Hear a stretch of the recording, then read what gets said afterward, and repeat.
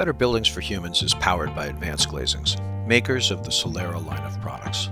Solera is the leading glass glazing made specifically for architectural daylighting and with extreme insulation performance. Learn more at advancedglazings.com. Hello, and welcome to this week's episode of Better Buildings for Humans. I'm your host, Joe Menchefski, and this is the podcast where we look at the impact that the built environment has on our health, our wellness, our productivity, and our just general joy of being alive. And of course, we talk about sustainable design as well.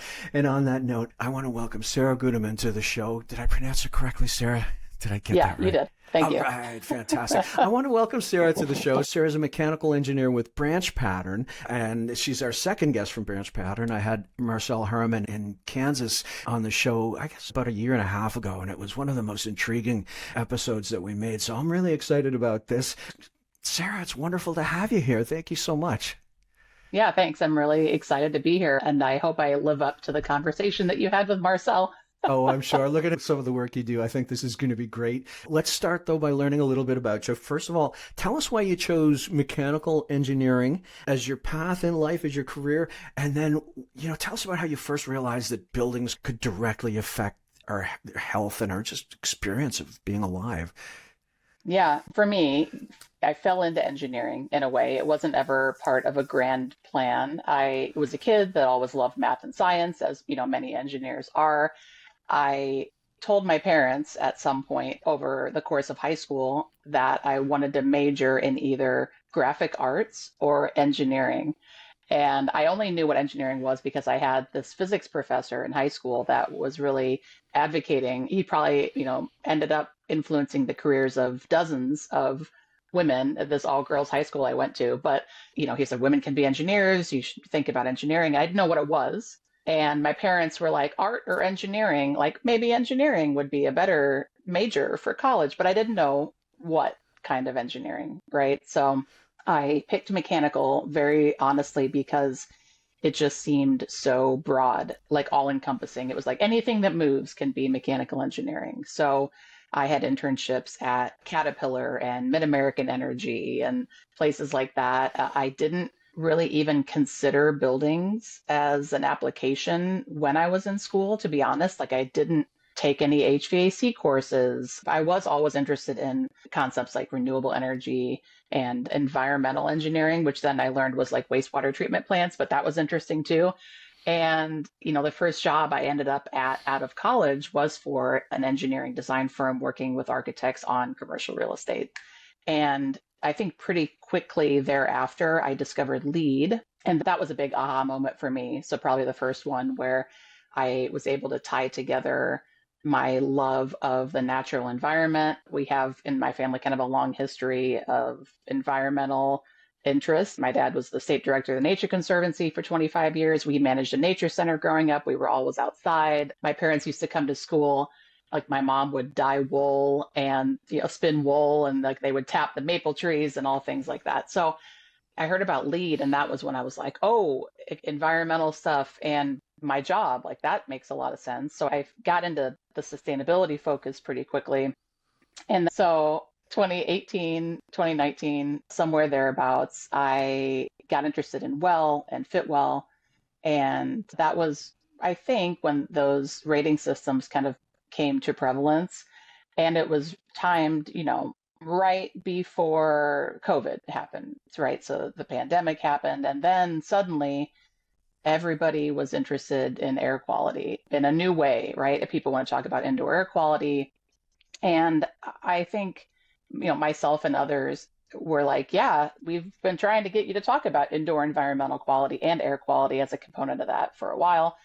And tie these connections between health and wellness and buildings and their impact on people and the built environment. So that was, I think, not just my aha moment, but there was a progression for me, right? Like my career has taken a very interesting growth pattern from design engineering to sustainability to health and wellness to indoor environmental quality and all the other tendrils that can emerge from there. But I think the industry's aha moment really helped me focus in on air quality. And I talk a lot about air quality pretty frequently. And that, allows other opportunities to talk about the indoor environment and how we can positively influence it for people. So that's also how I ended up at BranchPattern. I've been here now about 3 years, and what really drew me here was that we're looking at outcomes over like equipment or systems, right? We're looking to design for health,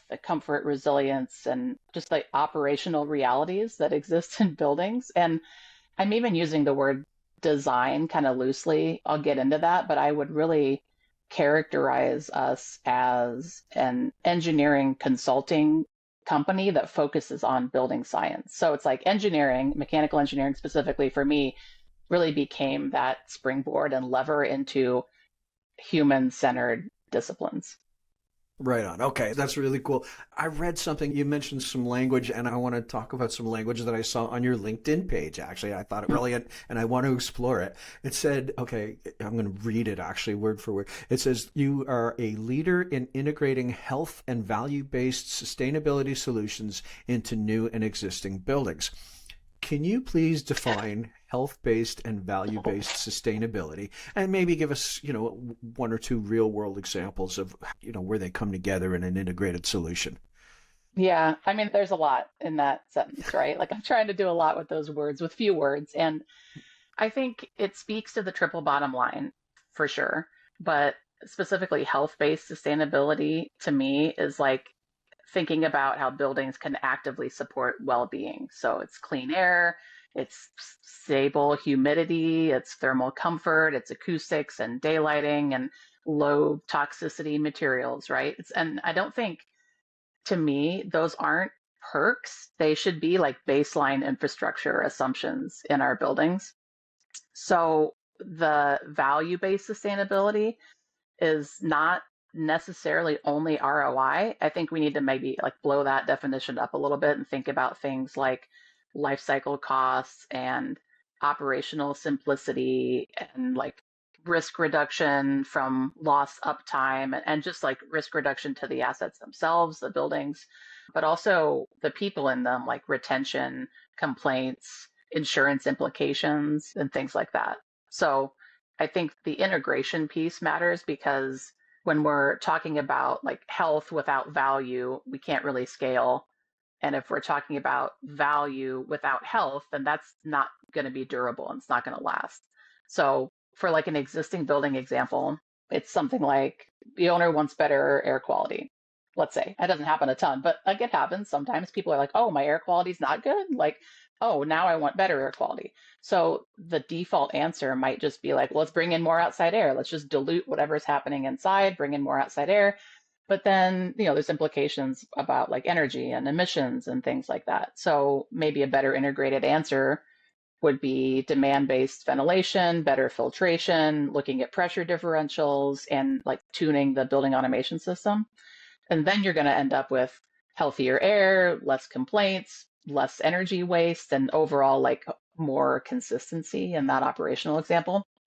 And then for new construction, we might, think about the age-old comparison of like enclosure plus glazing plus shading decisions early, right? And the integration there, if we're thinking about health, human impact, and ROI, we're looking at reduced peak loads. That means like reduced equipment sizing and load calculations and better comfort for people near those windows and the integration of first cost, operating cost, and like human experience in the building. If we can tell that story really successfully, I think that's a huge win. And so we spend a lot of time like helping sequence those decisions and have those discussions and facilitating those instead of just asking, like, do you want better air quality? Then we do this thing. It's not really prescriptive. It's more exploratory and there needs to be a little bit more discovery. So, we get excited about conversations where we get to think about like what's the most important thing to do first, like what gives the biggest return and what doesn't like accidentally create new problems along the way.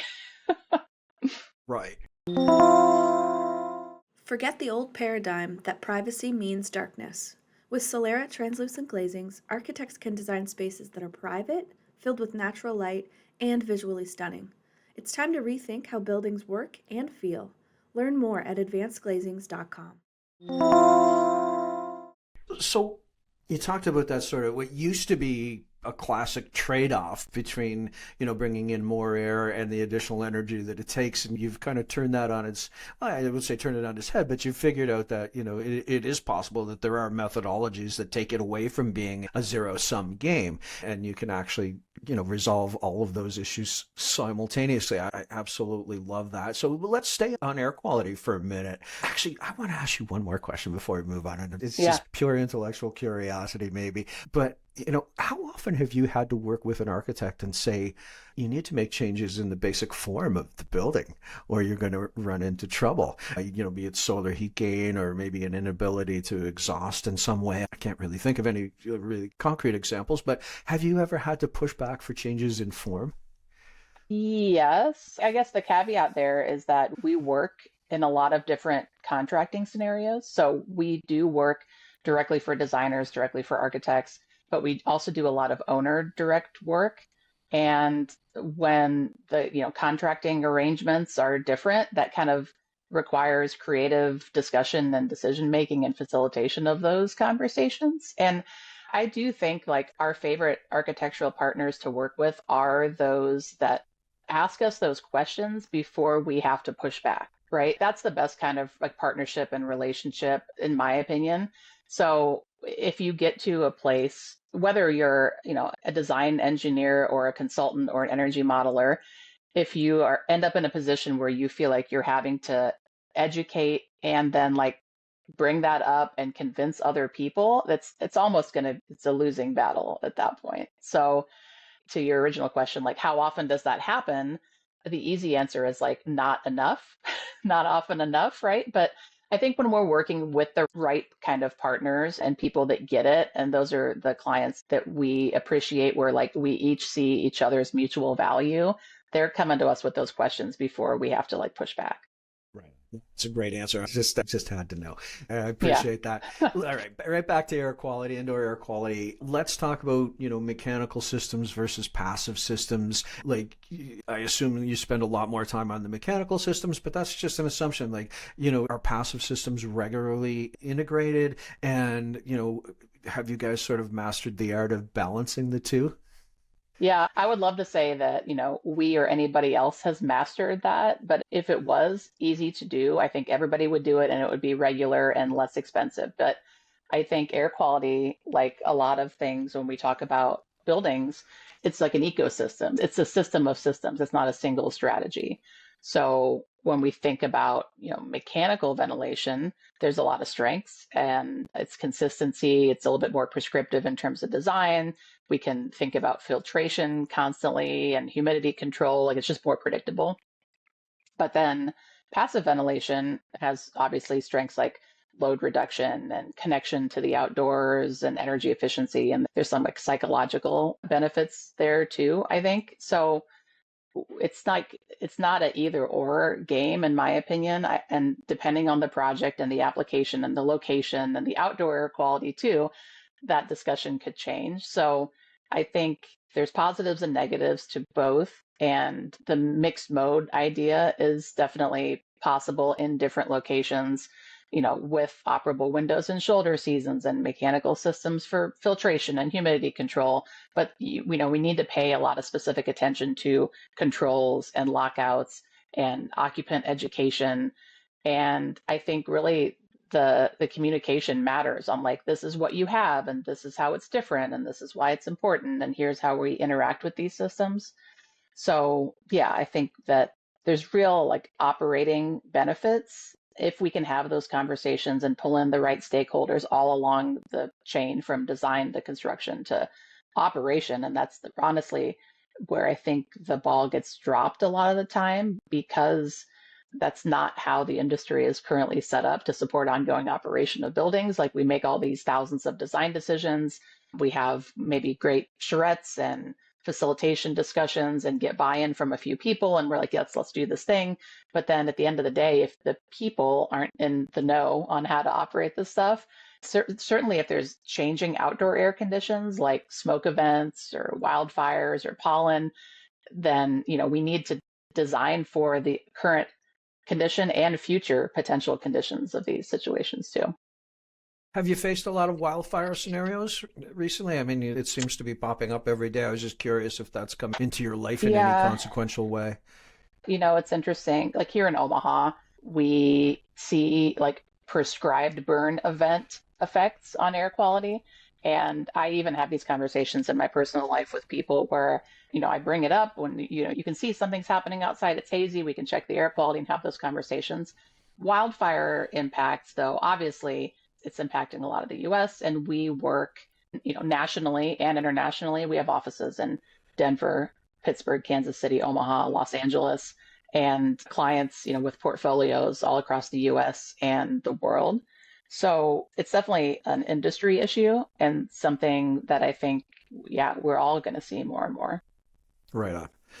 Okay, so let's talk about BranchPattern for a moment. I love what you guys do, and I want to learn a little more. Your motto is, I'm just going to read the motto, Yeah. improving life through better built environments. Love it. What would you say are the top 3 things to focus on when the goal is improving the human experience? Yeah, I love this question. And I think you would probably get different answers from different folks at BranchPattern, which is great, I think. I don't think there are only 3 top answers. And the fact that we have staff with such a, interesting and diverse background skill set and, different kinds of engineers, we have architects, we have scientists, anthropologists, research, business folks, and others. For me personally, like my top 3 are probably air, like air quality, moisture, certainly that has a big impact on air quality. So that means like, clean air, effective delivery, source control, like pollutants, and how we both affect the indoor air, but then outdoor air and like that relationship between those two. So air, comfort, I think, like thermal comfort and like acoustic comfort too. Like if you asked our acoustics team, acoustics would be number 1 on this list, but it is a hugely under discussed component of indoor environmental quality, but it's immediately noticeable if there are problems. And I think in my work, when I was the chair of the EQ technical advisory group for LEED for 5+ years as we were developing the version 5 rating system, and there was like a constant push and pull over acoustics and thermal comfort. Like they're both in there. They've been in the rating system for a long time, but it's like, how can we be better than just typical design and really like raise the floor and elevate the design world? So comfort, I guess, is number 2. And then I guess back on comfort for a minute, it is also kind of like the gateway to productivity. So thinking about connections and systems, like how do we connect that like value-based sustainability, triple bottom line ROI back? So comfort's really important for that reason. And then like connection of, people and their agency in the indoor environment is maybe my 3rd. And that means like their ability to access and control their own indoor spaces, like daylight and views, predictable behavior of systems, like controls that people can understand and maybe explain to each other, because like the burden of education that can't always fall back on somebody that's not directly in the building and influenced by it and like controlling it day to day. So at a like portfolio scale, I think these are also scalable things like air and moisture, comfort, and connection, let's say. I wish the first one started with a C, but it doesn't. So I'll have to come up with a better But I think they're scalable because they're felt like immediately. They're noticed immediately. If we can improve on them, they're going to reduce complaints and like, operational slowdowns, and like they can create trust in the building. And I like to say that if mechanical engineering specifically is funny in this way, because it's like people notice when things are wrong, specifically if something goes wrong, but not really when things go right. And, we can get into this more later, but it's like we do a lot of design for static conditions in our indoor spaces now. And I don't think that has to be the case always. Right on. I love the fact that, it even comes up in conversation that there should be some agency for like individual building occupants, right? Like, it wasn't very long ago that if you'd have mentioned agents for individual building occupants, you'd have gotten, like the way my dog looks at me sometimes with that sideways head turn. Yeah. We've really come a long way, and I love hearing that. And Marcel Harmon, the other guest from Totally. from your group talked a whole lot about individual agency, and it was really stunning to hear. I loved it, and I love hearing it again. Let's talk about the building envelope. We absolutely have to talk about the envelope. So, I'm sure as a mechanical engineer, that has to be part of your focus. Let's go right to one of my favorite sort of pet peeves. How do you feel about prescriptive window to wall ratios? Oh, yeah. Well, I mean, we have to start somewhere, I think. I will say, by way of just background and my interest in enclosures and envelopes, it was maybe 10 plus years into my career when I started just like asking architects questions about wall details and like standard enclosure things. I'm like, why do we do it this way? What is that? And probably I came to those questions because I was getting questions about things like energy code compliance, right, which drives those prescriptive wall ratios. And prescriptive compliance versus performance-based compliance and trade-offs and like the what, where, and how behind it. I got interested in enclosures, which led me to Passive House. And I will say, like, getting my Passive House credential, like I'm a CPHC, was one of the hardest credentials I've gotten because the Passive House detailing and wall enclosures and continuity of barriers certainly wasn't something that I studied in school, right? I didn't even take any HVAC classes. And so as a mechanical engineer, it wasn't a focus. But I think I've come to discover, and this is through like ongoing conversations in, enclosure groups through AIA and other organizations, that it's like deep diving into the science of enclosures isn't something a lot of architects get into either, or are, required to think a lot about beyond like, because there's a million other things they have to think about, right? So the folks that want to deep dive into enclosures want to because they're interested in those things. All that to say, I think we have a lot of ground to still cover, but we have to start somewhere. And the somewhere is and are these kind of prescriptive requirements that end up in our codes, right? So I think I'm cautious about them though, because it oversimplifies a really complicated issue and problem back to the systems of systems thing. And for a long time, I think it was driving the conversation towards just like a trade-off of, well, if we just have a little bit higher window to wall ratio, then we can improve the insulation of the roof or the mechanical system and it'll be good to go. But so I think the oversimplification of it is like the risk. But even more so, I think that performance matters over prescriptive. But then it requires like those good partners, like we talked about earlier, to have the conversations about orientation and, value-based orientations and glazing on, west versus north and shading, solar heat gain coefficient, visible light transmittance and all those other like metrics that can make the conversation complicated if people haven't educated themselves on what all those things mean. So I guess I think it's okay. You have to start somewhere. And, we have these rules of thumb for a reason. But, what really needs to drive the conversation forward is that holistic consideration of, radiant comfort and air leakage of the windows and, frame performance and other things. Like it's not just a trade-off of energy and views and daylight, which are all also important metrics to consider, but it's really like blowing up again that conversation to make it bigger and try to consider more inputs. And you could even expand it so far as to things like circadian rhythms and connection to the outdoors, and then tie those things back to the ROIs of the people in the building. So it's not like we don't want to get to a place where we're just like trading away the windows, but we want to design them smarter for all of those reasons. And I think giving people something to react to is a big thing that I'm into. Like if we just say, what do we want to do? That's too broad. But if we say, do we want to do a 30% window to wall ratio? And, then it's like, well, that's specific and people can react based on that. Now we've got like vacuum insulated glass is going to be commercially viable very soon. We're seeing some of these multi-wall, like I think Alpine is doing like the Gorilla Glass Hmm. inserts to get, triple, quadruple pane glass as well. So changes. I would sponsor the show that I do work with. It's a daylighting tool, but it's got very high levels of insulation as well. Like that part of it is changing.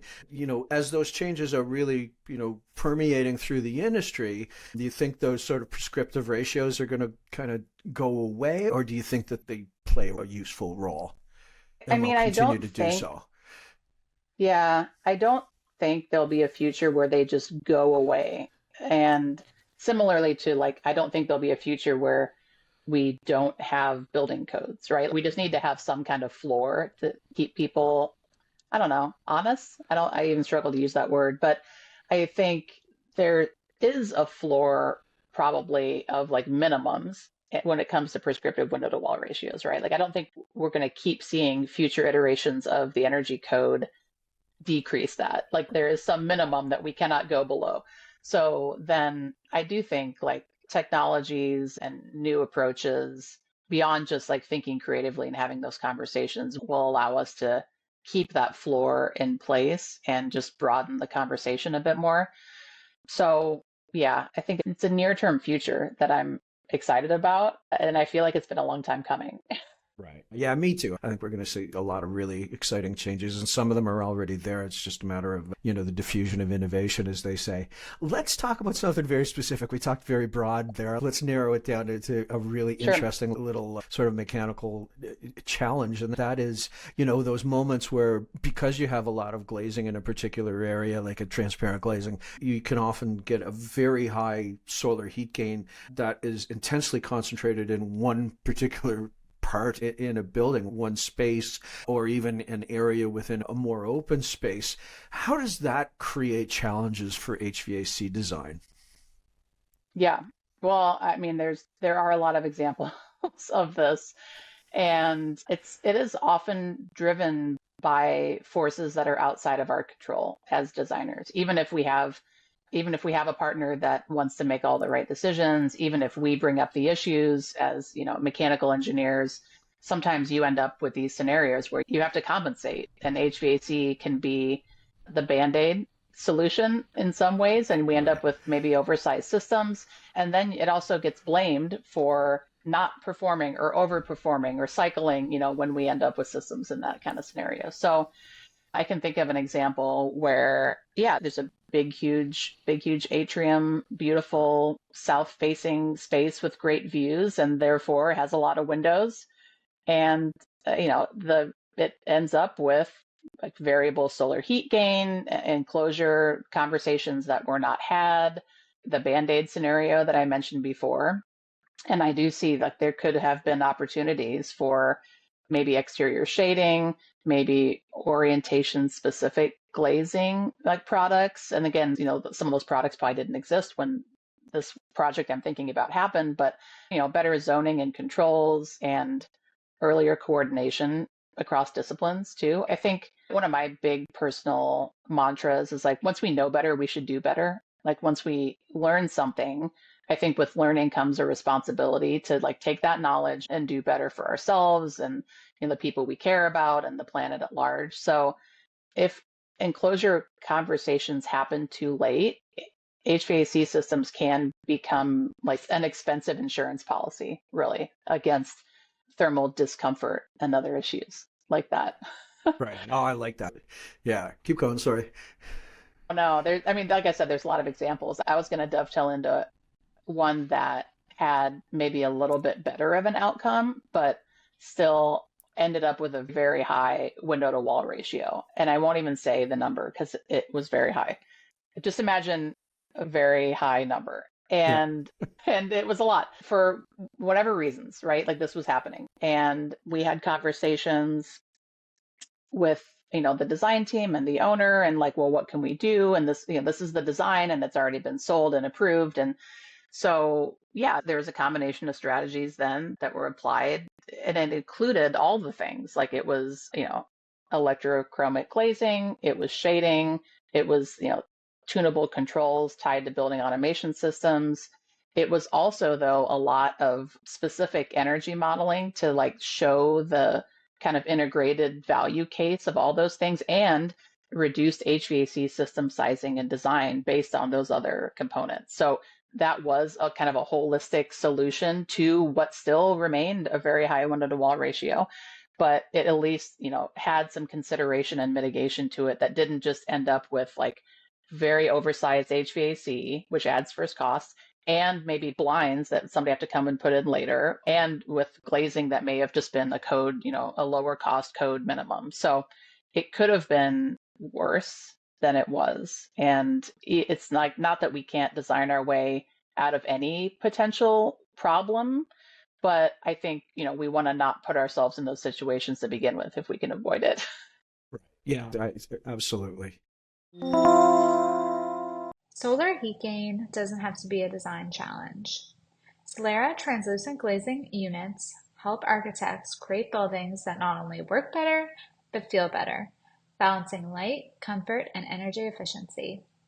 Discover how to design higher value spaces without compromise at advancedglazings.com.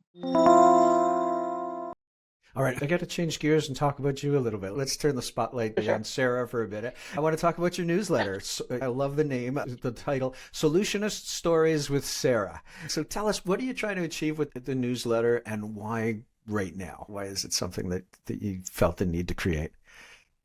Yeah, I think also I will reference, and I don't know if there'll be links we can share as part of the show notes, but I will reference Marcel's has 2 newsletters as well. So people should also look at those. He has one on LinkedIn, and then I think a personal Substack as well. But I also can't take credit for the solutionist moniker. That actually came from a book, which I think is here on my bookshelf.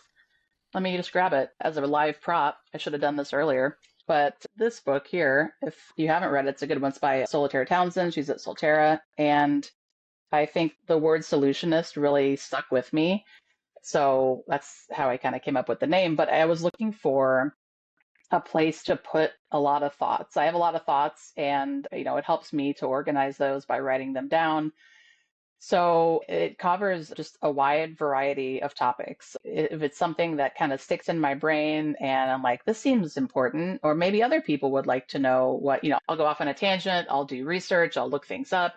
And I was like, well, I just did all this, but having all this information in my brain only doesn't feel like it's as valuable as putting it out there for the world. So I think the topics could range from, climate volatility to health expectations and energy constraints and tighter budgets. And there's all that thing is happening all at once. So I wanted to connect those dots if I can for people and for myself. It's a little selfish in that way, but I am also mindful of I don't want to add noise to the space either. So I want to hopefully put things out there that are optimistic. I'm just a constant optimist, and also practical and action based, hopefully, things. I'm not trying to guard information or keep it only for me or only for BranchPattern. I have a whole list of things that I'd love to just write more about, but I don't really have an exact trigger for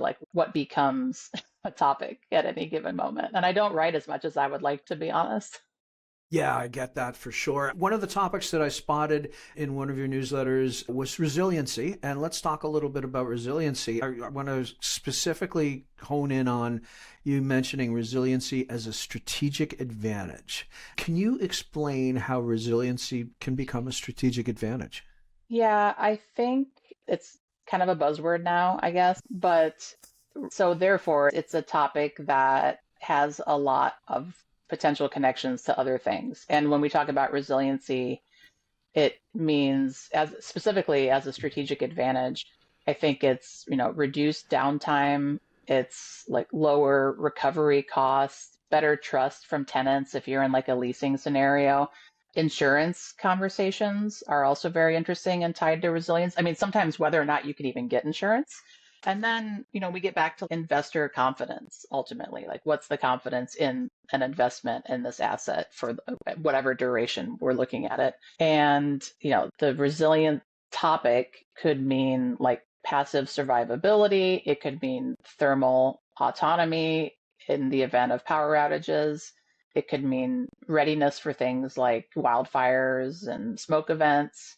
It could mean water implications, both like water scarcity, but also like leaks and water isolation issues, and then redundancy. And that's a topic that, yeah, I think people that work in the data center space are really familiar with, but redundancy applies to other building operating scenarios as well. Right. All right. So we're going to go narrow again now on a topic that because I saw this in your newsletter and I was like, I've never talked about this on my show. We're going to talk about bird strikes for just a minute. And, we're at, I don't know, this is like episode 135 or something like that. And I've never talked about bird strikes. So I saw this in your newsletter and was like, oh my God, we have to do this. Can you first of all help us understand, for anybody who isn't familiar with the topic, why bird strikes happen and why it's such a big problem, and maybe even talk a little bit about the magnitude of the problem? Yeah, it's a shockingly big problem. Yeah. I don't have all the stats off the top of my head, which is why I had to go research that and then write it in a newsletter. But yeah. I think it's funny. I'm actually wearing earrings that have birds on them. And I got asked one time when I was speaking at a conference by a fellow presenter. They were like, oh, are you really into birds? And I was like, oh, no, not like really. But she's like, oh, well, I asked because you're wearing bird earrings and you have tattoos of birds on your feet. And I was like, oh, yeah, okay. So now when people ask if I'm really into birds, I have to caveat that to be like, well, how into birds are you, person asking me that question? Because there is a scale, and I am more on the yes, I'm into birds side of the scale, but compared to people I know that are like even more into birds, right? It's like, no, I'm not like looking for specific birds on the weekend, but yes, I also have an app on my phone that tells me the sounds of birds and I catalog them when I see them, and I have bird feeders outside my window. But all that to say, I'm into birds. And I think when I learned about the impacts of birds by buildings, and also things like wind turbines and migration patterns, and it starts to become like a pretty big issue in your mind. And I think when I wrote that article, it was also when I was on the tag for lead on the EQ tag, and we were talking about pilot credits and bird strikes and things like that. So yeah, there's a lot of good content out there in the world, and I was trying to just kind of pull that all together in a comprehensive way. So the summary is birds don't see glass. They see reflection, they see more stuff to fly through, and they try to fly through them, and then they run into them. There's also issues with nighttime lighting during migration of buildings, lighting coming outside, light pollution during the nighttime that can mess up migration patterns. And there's, I think, the scale of buildings, doesn't matter in some ways. So people think like, oh, well, it's a small house, it's not a big deal. But I think a lot of folks have experienced that, like, bird strike noise if a bird flies into your window, and like it's not great. So there's all kinds of things that we can do to mitigate that, whether it's like frit patterns or UV coatings, because birds can see UV light, which is really weird and interesting. And the kind of focus should be on those critical flight path zones. I think people also think that birds are just always up flying real high in the sky, but they're not. They're like down looking for things. They're flying around where we are by buildings. So there's different cities also and jurisdictions that have integrated this into their design requirements certainly for large buildings or buildings that have patios above grade. And there's a lot that we could do and make a big impact with just like some smaller design decisions. So the first project that this specifically came up on for me was actually a museum project. And we were looking at, there's a lot of glass because they had visibility and they wanted to have indoor-outdoor connections. And yeah, I think what can we do about birds was a very relevant question on that project, and many others, though. It kind of like expands quickly from there. How does an architect or an engineer find out if they're on a migratory path? Like, where do you find that data? Oh, gosh. That's more of an ecology question that I'm not totally prepared to answer right off the top of my head. But there are definitely resources out there and people to talk to that specialize in those things. So I don't personally know of like a bird migration database, but now I'm going to go look at it for sure. I'm going to find somebody. I guarantee you, I'm going to find somebody. I want to know the Yeah, answer to that because we have temperature charts, we have wind charts, we have it snow load definitely charts. exists. I mean, I'm going to Google it after this podcast. Yeah, it's out there somewhere. I was just curious if you knew where it was. Okay, just another quick question about branch pattern. Are there some interesting things or themes or shifts that are going on within branch pattern right now that you're excited about? Yeah, we're in an interesting and exciting season, I would say. And that's kind of the result of a reinvestment and revision of our strategic visioning. So a few years back, this was before I joined Branch Pattern, we kind of came up with a 2030 vision and impact. And it was time to kind of refresh that and look at where we're going into the future. So I do think it's a really exciting time. It's also exciting because we have our national meeting coming up this year. Every 2 years, we get all of our staff in person in Kansas City, which is our headquarters. And it just kind of gives us a chance to connect and to get aligned and build culture. And I think it's really important because we do work across all those offices I mentioned. And we have staff that are full-time remote that don't work in an office. So it gives us a chance to all come together, connect, and to get realigned because we work in these like discipline specific teams, but not only based on geographies. So everybody's kind of working everywhere on all the things. And I mentioned, I characterize us as an engineering consulting firm focused on building science. And we are like multidisciplinary and trying to foster that integrated services, integrative thinking, and really like portfolio scale impact. And how do we prioritize those conversations to not end up in conversations where we're like doing things that are more like commodity services or have been done before. Like we want to help people push the envelope, so to speak, and move beyond to come up with like new creative solutions for their portfolios. So things I think we're focusing on that I'm excited about personally are things like healthy buildings, like operations and verification, like portfolio IEQ testing and impact assessments, really pragmatic decarbonization planning and thinking smart about upgrades to existing buildings that can pull on those levers of energy and comfort and decarbonization and cost impacts and all that, and then rolling all that up into incentives and phasing and funding and like what is still available and is not still available, and then how do we repeat that stuff at scale? Like, what are the things that we can learn and do? And those things are honestly specifically tailored to individual owners, like more so than individual projects. I think that's where I get really excited of like, what are the things we can do that are valuable to this entity and your specific scenario? And, what are the values? What are the interests? What are the impacts? What's your business model? And really understanding that. And then scaling those impacts. So I think, we find like people don't want separate answers for like, what do we do about air quality? What do we do about energy? What do we do about carbon? What do we do about resilience? Like we need like a coherent and comprehensive plan. So when we get those opportunities, I think that's what we're driving towards and trying to do more of. And that's what really can engage a lot of our different services, like all along the chain.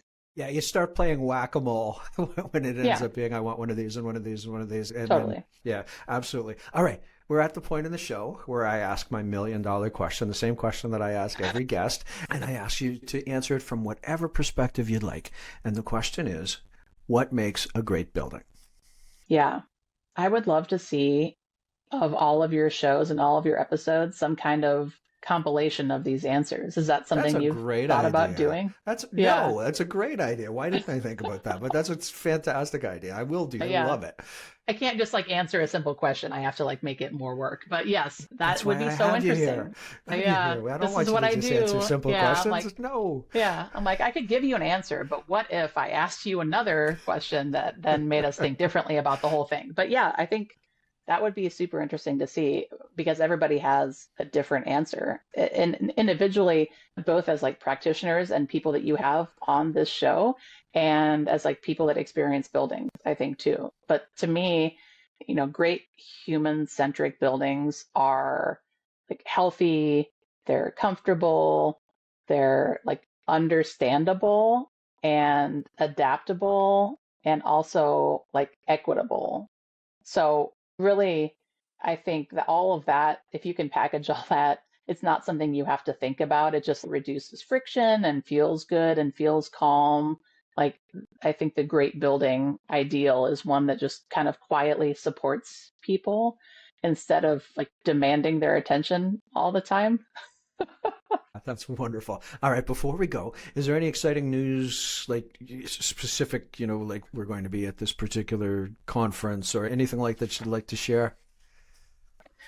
Yeah, I mean, like I said, I think we have staff in something like 33 states. So we're available to have discussions with people. And I think we just love answering questions and like hearing about issues people are having that they're not sure how to solve, right? And people do come to us and they're like, I need this. And we're like, great, let's do that.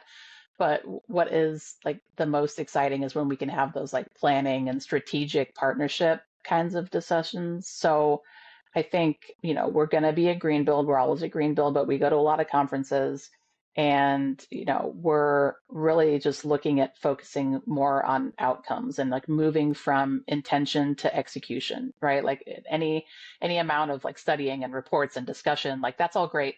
But then we need to move to like action implementation. And, we have processes in place internally to like try to make these things happen and kind of create that momentum towards all the things we talked about before and like make real impact and real change. So I think if people are struggling with trade-offs or like how do we do all the things all the time, we love helping those first steps, like helping frame those conversations even before we get to solutions. And that's even like when I was trying to not answer your previous question, right? I was like, well, what about this? Or how, like, that's really the kind of thinking that I think we try to foster in our people and really focus on progress through planning, not perfection. Love it. What a great quote to finish an episode on. Sarah, thank you so much. This has been an absolute joy. Yeah, thank you. It's been great. All right. You take care. You too. Bye. We hope you enjoyed this episode of Better Buildings for Humans. For more information on the world's best light diffusing and highly insulating glass glazing, please visit advancedglazings.com.